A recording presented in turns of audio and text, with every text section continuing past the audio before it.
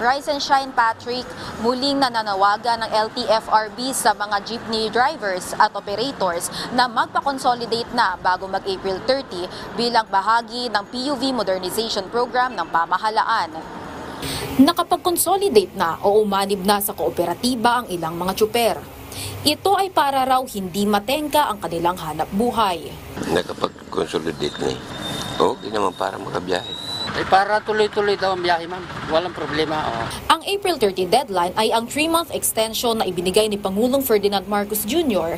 para sa mga hindi pa nakakapag-consolidate. Ayon kay LTFRB Chairman Chofilo Guadis III, hindi na papayagang pumasada ang mga hindi consolidated na public utility vehicle pagsapit ng May 1. Layon ng consolidation process na maipasok ang PUV sa korporasyon o kooperatiba. Nais ang programa na mapalitan na ang mga traditional jeepneys ng moderno at eco-friendly na bersyon ng jeep.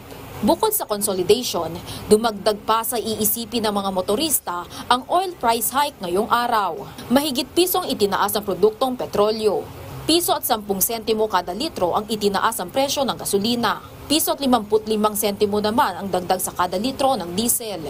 Habang piso at 40 sentimo naman sa kerosene. Epekto pa rin ito ng tensyon sa pagitan ng Ukraine at Russia at geopolitical tension sa Middle East. Ayon kay Guadis, handang magbigay ng karagdagang fuel subsidy ang LTFRB para sa PUV at tricycle drivers. Maglalabas ang pondo para sa subsidy kapag papalo na sa $80 per barrel ang presyo ng krudo sa Dubai.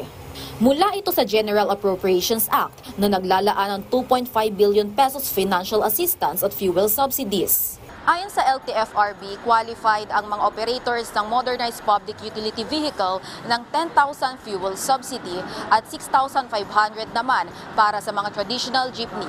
Balik sa iyo, Patrick. Maraming salamat, Vel Custodio.